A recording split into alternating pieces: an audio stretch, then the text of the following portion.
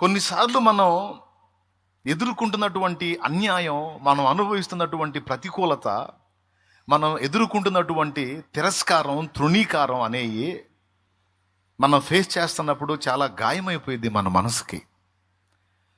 కనీసం నాకు జరుగుతున్న అన్యాయాన్ని ఎవరూ ప్రశ్నించరేంటి అని బాధ కలిగిద్ది. మనమా నోరు తెరిచి మాట్లాడడానికి మనకు వాయిస్ ఉండదు. మన గురించి మనం వాదించుకునేంత పరిస్థితి మనకు లేదు. ఎందుకంటే మనది దీన మనస్సు. తగాదలు పెట్టుకోలేము, ఇతరులను తృణీకరించలేము, నా పక్షాన మీరు ఎందుకు మాట్లాడరని మొర్ర పెట్టుకోలేము, ఎవరి మీదో మనం ఏ ఫీలింగో పెట్టుకోలేము. కానీ మనం ఒకటి చేయగలం, దీన మనస్సుతో మనకు జరుగుతున్న అన్యాయాన్ని మనం సహించుట మనం చేసినప్పుడు, భరించుట అనేది మనం చేసినప్పుడు, అది పైనున్నోడు చూస్తాడు.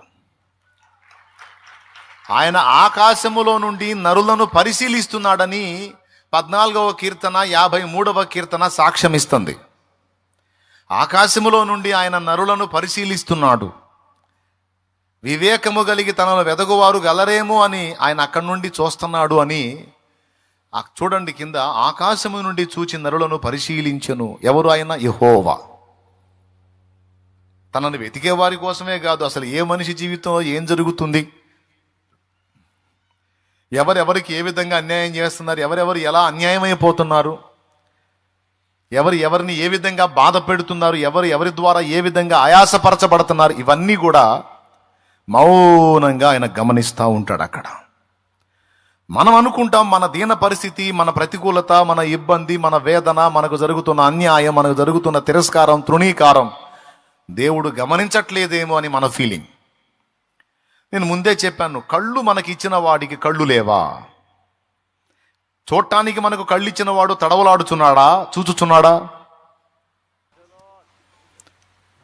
మన దేవుడు చూచుచున్న దేవుడు అని మన హృదయమందు మనం విశ్వసించిన వారమై కొన్ని మనం దేవునికి చూపించాలి, కొన్ని మన విషయంలో దేవుడు చూడాలి. ఆయన చూచున్నట్లు మనం ఆయన వైపు చూడాలి. ఈ ఒక్క సన్నివేశమే కాదు, చాలా సన్నివేశాలు బైబిల్లో నమోదు చేయబడి ఉన్నాయి. అందులో మొదటిదిగా పాపం నిష్కారణంగా తండ్రి, భర్త, చెల్లి ముగ్గురి చేతిలో నలిగిపోయినటువంటి ఒక అభాగ్యురాలు లేయా. ఇందులో ఆమె దోషం ఏముంది చెప్పండి? అవునా? నువ్వు ఆయన చేసుకో అంటాడు తండ్రి, దరిద్రపు దాన్న నువ్వేడ దొరికేవి నాకు అంటాడు భర్త.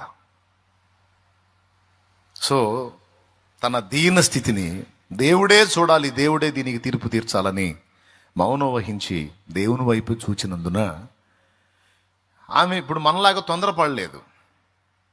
తొందరపడలా.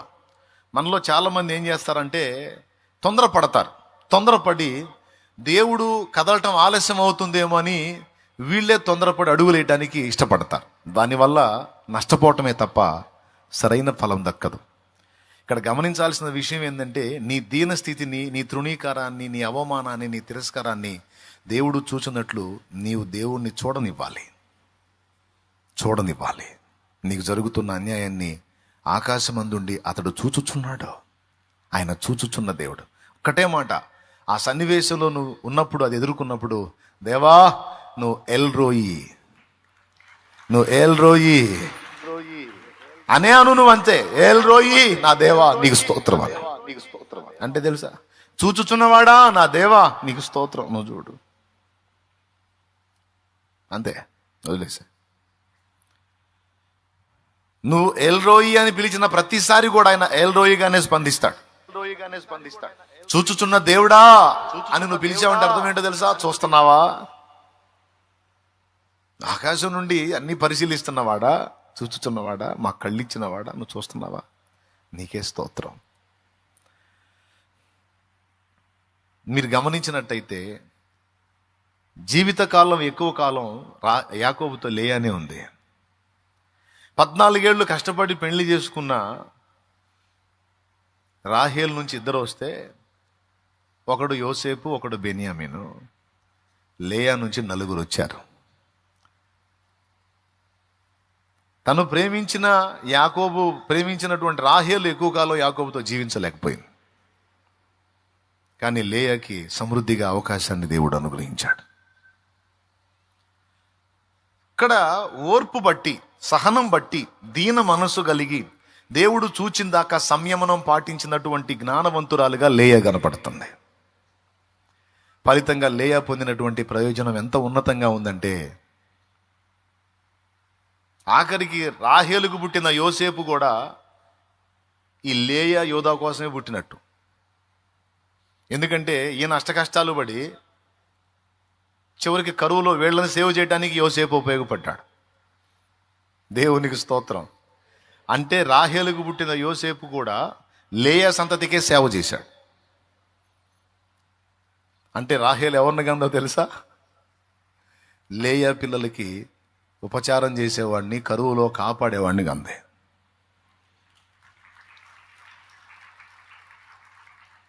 నానా బాధలు పడింది వాళ్ళే, యోసేపే. చివరికి వాళ్ళందరికీ హెల్ప్ఫుల్గా మారింది యోసేపు. ఇట్లా చూస్తే, ఈ కోణంలో చూస్తే లేయాని ఎంత ప్రేమించాడు దేవుడు. ఎందుకు లేయా మీద అంత కనికరం వచ్చింది దేవునికంటే, అమాయకంగా ముగ్గురి మధ్యలో బలి పశువుగా మారినందున ఆ కనికర సంపన్నుడికి కనికరం వచ్చింది ఆమె మీద. అదే ఆమె జన్మధన్యమైంది. అర్థమైందా? కనికర సంపన్నునికి కనికరం వస్తే ఇక మన బతుకు ధన్యమే. అయితే ఆయన కనికరించినట్లు ఇక్కడ మనం ఓర్పు పట్టాల్సి ఉంది. ఇప్పుడు ఎవరెవరు ఏ కండిషన్లో ఉన్నారో ఇక్కడ నాకైతే తెలియదు. ఎవరు ఎలాంటి పరిస్థితులు ఎదుర్కొంటున్నారో, ఎవరు ఏ విషయాల్లో సఫర్ అవుతున్నారో, ఎవరు ఏ విషయాల్లో నలిగిపోతున్నారో, నువ్వు తృణీకరించబడుతున్నావో, అవమానపరచబడుతున్నావో, నిందలు మోస్తున్నావో, నలుగురి మధ్య నవ్వుల పాలై ఉన్నావో, ఏ విధమైన గుండె కోత నువ్వు కలిగి ఉన్నావో నాకైతే తెలియదు. నీకు తెలుసు. పర్సనల్గా నువ్వు ఎంత ఏడ్చుకుంటున్నావో నీ దీనస్థితిని బట్టి, రహస్యమందు నువ్వు ఎన్ని కన్నీళ్లు గారుస్తున్నావో, ఎంత ఆక్రోశిస్తున్నావో, అలమటిస్తున్నావో ఆయనకు తెలుసు. ఇక్కడ గమనించాల్సింది ఏంటంటే, అన్యాయం అయిపోతున్న నిన్ను దేవుడు గమనిస్తున్నాడు. నీకు జరిగిన అన్యాయానికి కారకులు ఎవరో కూడా చూస్తున్నాడు. రెండు చూస్తున్నాడు. రెండు చూసిన దేవుడు నిన్ను అన్యాయం చేసిన వాళ్ళ బెండు తీసి తీరతాడు. అందులో డౌటే లేదు. దేవునికి మహిమ. ఇక్కడ మనం గమనించి నేర్చుకోవాల్సిన పాఠం ఏమిటంటే, దేవుడు చూచి కదులునంత వరకు ఓర్పు సహనాలతో సంయమనం పాటించి దీన మనసుతో ఆయన వైపు చూచుటయే. చూడనివ్వండి. దేవుడు ఆర్థిక దారిద్ర్యంలో ఉన్నావా? తృణీకరించబడుతున్నావా? చూడని. దాని అంతటిని దేవుణ్ణి చూడని. అపహాస్యం చేయబడుతున్నావా? అది కూడా చూడని దేవుణ్ణి. ఇవన్నీ నేను నా లైఫ్లో ఎదుర్కొన్నాను. నేను ఎవరి మీద వాదన పెట్టుకోవాలి, ఎవరి మీద తిరుగుబాట్లు చేయాల. పిలిచి అవమానపరిచిన దగ్గర కూడా నీకే స్తోత్రం ప్రభా అని నవ్వుతూ దిగొచ్చాను. పిలిచి అవమానపరిచిన దగ్గర కూడా నీకే స్తోత్రం నాయనాన్ని చూసి నవ్వుతూ దిగొచ్చాను. దేవుడు ఆయన చేసిన కార్యం ఏంటంటే, పిలిచి అవమానపరిచిన వాళ్ళు అక్కడే ఉన్నారు, వెళ్ళు అని తృణీకరించిన వారు అక్కడే ఉన్నారు. దేవుడు ఆయన బలమైన బాహు చాపి ఆయన చేయాల్సిన కార్యం ఆయన చేశాడు. ఈరోజు మీకు మొదటిగా ఈ విషయాన్ని అందిస్తున్నాను. నీకున్న దీనస్థితిని బట్టి ఎవరన్నా నిన్ను తిరస్కరిస్తే ఏం పర్వాలేదు, నవ్వనే.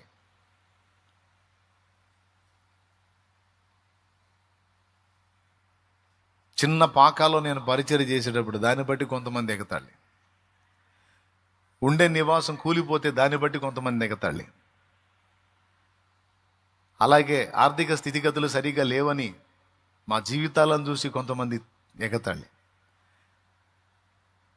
మా పరిస్థితులు చూసి, నా స్థితి చూసి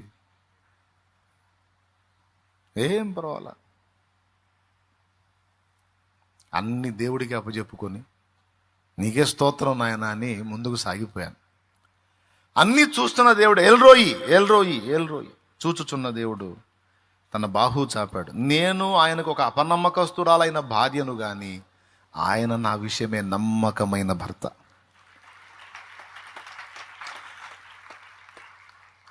అనేక విషయాలలో నేను ఆయనకి నమ్మకంగా ఉండకపోతిని, కానీ నా విషయంలో ఆయన అన్ని విషయాల్లో నమ్మకంగా ఉన్నాడు. ఆయన నమ్మకస్తుడైన ఆయన కృప చూపాడు. ఇది యథార్థంగా నేను ఒప్పుకుంటున్నాను. అన్ని విషయములలో నేను ఆయన సంతోష పెట్టకపోతిని, కానీ ఆయన అన్ని విషయములలో నా విషయమై మానని కృప చూపుతూ, మానని ప్రేమ చూపుతూ ఆయన బహునమ్మకస్తుడై ఉన్నాడు, నమ్మదగిన దేవుడు. అందుకే అదే టైటిల్ మీద ఒక పాట పాడుకున్నా చానాళ్ల క్రితం. నమ్మదగిన దేవుడా నన్ను నడిపించుమా,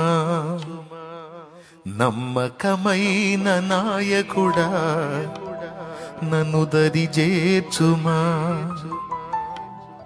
నీ ఆత్మతో నింపుమా, నీ అభిషేకమీయుమా, ఆత్మీయ పోరాటంలో నాకు గెలుపునీయుమా. చరణం నీవు చేరదీయకుంటే నిలిచేదెవరు, నీవు దాలి చూపకుంటే బ్రతికేదెవరు, నీవు చేరదీయకుంటే నిలిచేదెవరు, నీవు దాలి చూపకుంటే బ్రతికేదెవరు, నీవు తమీయకుంటే అడుగే పడదు, నీవు తమీయకుంటే అడుగే పడదు, నీవు నాకు తోడుంటే పయనమాగదు, నా పయనమాగదు. నమ్మదగిన దేవుడా నన్ను నడిపించుమా, నమ్మకమైన నాయకుడా నన్ను దరి చేర్చుమా. 22 సెంట్ల స్థలంలో ఇక్కడ 31st నైట్ ప్రేయర్ కోసం మొత్తం టెంట్లు వేయించాం. మొత్తం టెంట్లు వేయించారు, పరిచారకులు వేశారు, పెద్ద మెల్ల. అందులో ప్రేయర్ జరగాలి. సాయంత్రం 5 గంటలకు పట్టింది వాన, ఆ పక్క నుంచి పట్టింది. పట్టి గాలి వాన ఈడ్చీడ్చి కొడితే వేసిన టెంట్లన్నీ నేలమట్టం అయిపోయాయి. ఇక్కడ ఆరాధన జరగాతి గాల 31st నైట్. అది 2011 31st నైట్ జరిగిన విషయం. చాలా ఏడుపు వచ్చింది. ఈ సమాజంలో అన్ని జనులు నవ్వారు. బాగైంది యేసుప్రభు అంట, ఇటు పిచ్చి బాగా కుదిరింది, బాగా తీర్చేసాడు, టెంట్లు మొత్తం నేలమట్టం అయిపోయినాయని కొంతమంది నవ్వుకున్నారు కూడా. అది తెలిసింది నాకు. ఎందుకు జరిగిన పరిస్థితికి అంత నేలమట్టు కూలిపోయినాయి కదా. నీకే స్తోత్రం నాయన అని కన్నీరు గాచి ప్రార్థన చేసుకొని అక్కడే జరిపించాను. సాయంనగర్లోనే ఆరాధన జరిపించి ఆ రోజు ఒక మాట పలికాను. ఈరోజు మనం ఎదుర్కొన్న ఈ శోధన, ఈ సమస్య నా దేవుడు చూశాడు, మరెన్నడూ మనకు ఆ పరిస్థితి రానివ్వడు. అదే ప్లేస్లో ఈరోజు అన్ని కూలిపోయిన అదే ప్లేస్లో మళ్ళా 31st నైట్ కల్లా మనం అందులో స్థిరమైన మందిరం కట్టబడి అందులో మనం ఆరాధన చేస్తాం. ఇది జరిగి తీరిద్ది అని చెప్పి ఆ రోజు విశ్వాసంతో బిడ్డలందరితో ఆ మాట పలికి, జోరున వాన కురుస్తానే ఉంది. అందులోనే ఆన్లైన్ చేశాం, అందులోనే ఆ కార్యక్రమాలన్నీ అయిపోయినాయి. తెల్లవారి జనవరి 1st ప్రేయర్ కూడా అక్కడే జరిగింది. 31st night and January 1st జరిగింది కదా మనకు ప్రేయరు, రెండు అక్కడే జరిగినాయి. సింపుల్గా ముగించాం. మళ్ళా డిసెంబర్ 2012 25 క్రిస్మస్ రోజే మందిర ప్రతిష్ఠ ఆరాధన ఇక్కడ జరిగింది. ఒక స్థిరమైన మందిరం, దేవుని మహాకృపతో. మళ్ళా డిసెంబర్ 25కి రిబ్బన్ కటింగ్ చేసాం. 31st నైట్ ఇక్కడే ఆరాధన జరిపి ఆ రోజు మళ్ళీ గుర్తు చేశాను. ఆనాడు మనం దుఃఖపడ్డాం, అయ్యో అని వేదన పడ్డాం. ఈరోజు చూసావా మళ్ళీ ఇయర్ వచ్చేటప్పటికి దేవుడు ఈ కార్యం జరిగించి ఇక్కడ స్థిరమైన దాన్ని ఏర్పాటు చేశాడు. ఇది నా దేవుని కార్యం. నవ్వనిస్తాడు, నిన్ను చూసి నవ్వే వాళ్ళని నవ్వనిస్తాడు, ఎగతాళి చేసే వాళ్ళని చేయనిస్తాడు, హేళన చేసే వాళ్ళని చేయనిస్తాడు. అవన్నీ నువ్వు పడనిస్తాడు. ఆ తృణీకారాలు, తిరస్కారాలు అవన్నీ నువ్వు అనుభవించాలి, అనుభవించనిస్తాడు. చూసి చూసి చూసి చూసి ఒక్కసారి ఆయన కార్యం చేసి ద్వారాలు తెరిచాడంటే అది మనం పట్టజాలం. లేయ విషయంలో అక్షరాల అదే జరిగింది. ఎంత ఆశీర్వాదం అండి! యేసుక్రీస్తు ప్రభు ఏ వంశావళిలో నుంచి వస్తాడని ప్రవచనం వచ్చిందో ఆ యూదా లేయ నుంచే వచ్చాడు. యాజకత్వం ఎవరి నుంచి వస్తుందో ఆ లేవి ఆమె నుంచే వచ్చాడు. మోషే ఏ గోత్రీకుడో తెలుసా మీకు? లేవి గోత్రీకుడే. అహరోను లేవి గోత్రీకుడే. మందసాన్ని మోసే భక్తి పరులైనటువంటి వ్యక్తులందరూ కూడా అంటే ఇద్దరు రెండు రకాల యాజకులు లేయాలో నుంచి వచ్చారు. ఒక యాజకుడేమో అహరోను నుంచి వచ్చిన యాజకత్వం అంతా కూడా లేయాలో నుంచి వచ్చింది. అలాగే మెల్కీసెదెకు క్రమము చొప్పున నిరంతర యాజకుడై ఉన్న యేసుక్రీస్తు ప్రభు కూడా ఆమెలో నుంచి వచ్చాడు. మరి యూదా ఆమె నుంచి వచ్చినోటే కదా. ఎంత ధన్యత! వీళ్ళందరికీ మాతృమూర్తి ఎవరు? లేయా. ఎవరి లేయా? జబ్బు కళ్ళ లేయా, తృణీకరింపబడిన లేయా, భర్త చేత ద్వేషింపబడిన లేయా, చెల్లి చేత తృణీకరించబడిన లేయా. దేవునికి స్తోత్రం కలుగును గాక. లేయా అంటే అర్థం ఏంటో ఏమో మీరే చెప్పండి. కాబట్టి ఇక్కడ మీరు గమనించాల్సిన విషయం ఏంటంటే, ఈరోజు మీరున్న ఆ పరిస్థితులు ఒకవేళ మీరు అలాంటి స్థితిలో నలుగుతుంటే నేను చెప్తున్నాను, నీవు నమ్మిన దేవుడు సామాన్యుడు కాదు. నీవు విశ్వసించి సేవిస్తూ నువ్వు ఎవరి మీద ఆనుకున్నావో, సైన్యములకు అధిపత్యగా యెహోవా నజరేయుడగు యేసుక్రీస్తుగా భూమి మీదకి వచ్చినటువంటి ఆయన పరాక్రమశాలి, రోషం గల దేవుడు. ఆయన చూసి నిద్రపోయేవాడు కాదు, ఆయన చూస్తున్న దేవుడు, తీర్పు తీర్చే దేవుడు. మనం చేయాల్సింది ఏంటంటే, మనం అనుభవిస్తున్నవి ఆయన చూడనియాలి. చూసి ఆయన స్పందించిన దాకా ఓపిక పట్టాలి. ఈ రెండు నువ్వు గుర్తుపెట్టుకో. ఆయనను చూడనివ్వాలి, ఆయనను కదలనివ్వాలి.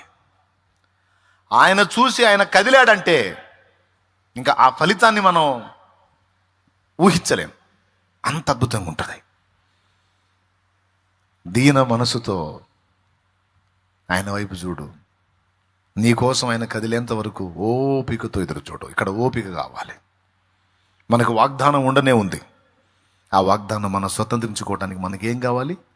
ఓపిక, ఓర్పు. హెబ్రీ పత్రిక చెప్పినది. వాగ్దానము పొందడానికి మనకు ఓరిమి అవసరమే ఉందంటాడు. చూడండి ఒకసారి హెబ్రీ పత్రిక 9.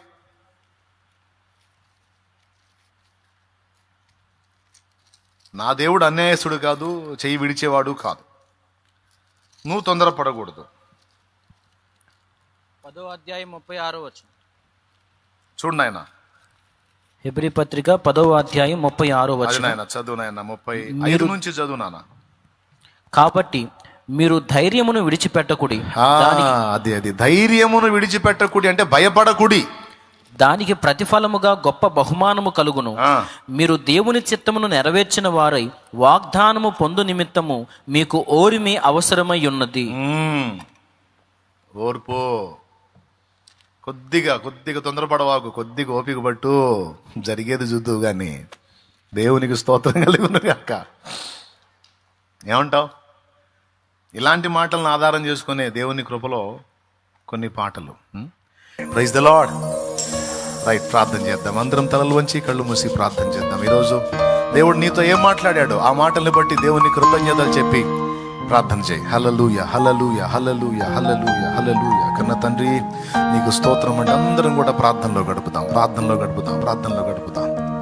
ఇది ప్రార్థనా సమయం. తండ్రి నీకు స్తుతి స్తోత్రం. ఈరోజు మా బిడ్డల్ని నీవు దర్శించిన విధానం కొరకు స్తోత్రం, నీవు మాట్లాడిన మాటలన్నిటి కొరకు స్తోత్రం, నీవు అందించిన సందేశం కొరకు స్తోత్రం. నువ్వు ఏమేమి చూస్తావో, ఏమి చూడనీయాలో నిన్ను మాకు తేటగా మాట్లాడావు నాయన, మాకు స్పష్టంగా బయలుపరిచావు. నీకు స్తోత్రం అయ్యా. అయ్యా, మేము ఎలాగున్నామో, మా అంతఃకరణం ఏ విధంగా ఉన్నదో మేము పరిశీలించుకుంటున్నాం దేవా. ఒక్కసారి జ్ఞాపకం చేసుకో తండ్రి మమ్మల్ని. మా లోపాలేవో, మా పాపాలేవో, మా పొరపాట్లేవో మా కనులు ఎదుట మాకు ప్రత్యక్షపరచు. మాకు తెలివి దయచేయి, వివేకం దయచేయి, జ్ఞానం దయచేయి, మెలకువ దయచేయి, చిత్తశుద్ధి దయచేయి నాయన. నీకు స్తుతి స్తోత్రం ప్రభువా.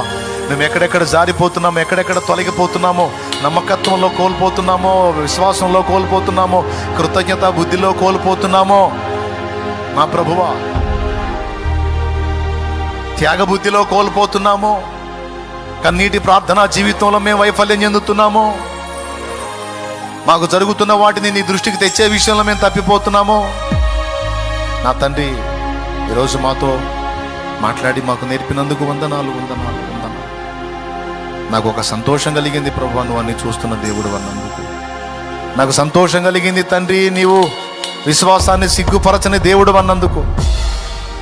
నీకు కృతజ్ఞతా స్తోత్రాలు ప్రభువా. మా బిడ్డలందరినీ విషయాల్లో బలపరిచి, మా అందరి హృదయాల్లో కూడా వీటిని నింపి నీకు ఇష్టలుగా చేసి నీ కృపలో మమ్మల్ని అందరినీ వర్ధిల్ల చేయమని, ఇక్కడున్న చిన్నలు, పెద్దలు, వృద్ధులు, స్త్రీలు, పురుషులు, యవనులు బిడ్డలందరినీ దీవించమని, సాతాను క్రియల నుంచి బిడ్డల్ని విడిపించు, దుష్ట శోధనల నుంచి బిడ్డల్ని విడిపించు, అంధకార క్రియల నుంచి బిడ్డల్ని విడిపించు. పరిశుద్ధాత్మ వలన ఆదరణ, అభిషేకం, ఆశీర్వాదం, ఆరోగ్యం, దీవెన, స్వస్థత, ప్రతికూలతలు, బాధలు, వ్యాధులు, సమస్యల నుంచి విడుదల, అప్పుల బాధలు, ఆర్థిక ఇబ్బందుల నుంచి విడుదల, ఒంటరితనాల నుంచి విడుదల బిడ్డలకు అనుగ్రహించి సమాధానంతో నింపి నీవు సహాయకుడు మా అందరినీ బలపరచము. ఇక్కడున్నవారు ఆయా ప్రాంతాల్లో, ఆయా దేశాల్లో ఉండి కూడా లైవ్లోకి వచ్చినటువంటి బిడ్డలందరినీ కూడా పేరు పేరున నీ చేతులకి అప్పగించుకుంటూ వారి ఎడల నీ కృపా కార్యములను నెరవేర్చమని యేసు ప్రశస్త నామములో ప్రార్థించి పొంది ఉన్నాము తండ్రి. ఆమేన్, ఆమేన్, ఆమేన్. మన తండ్రి అయిన దేవుని ప్రేమ, ఆయన ప్రియ కుమారుడు, మనందరి ప్రాణప్రియుడైన యేసయ్య శాశ్వత నిత్య కృప, పరిశుద్ధాత్మతోడి మనోహర దివ్య సహవాసం, సమాధానం సమకూడిన మనకు, సకల పరిశుద్ధులకు, సార్వత్రిక సంఘమంతటికి సదాతోడే మనందరం నిత్యత్వంలో చేరు పర్యంతం మనల్ని నడిపించును గాక. ఆమేన్. ప్రవేశ రక్తమునకు జయ, ప్రవేశ రక్తమునకు జయ, ప్రవేశ నామునకు సంపూర్ణ విజయం కలుగును గాక. ఆమేన్. హల్లెలూయా, హల్లెలూయా, హల్లెలూయా, హల్లెలూయా.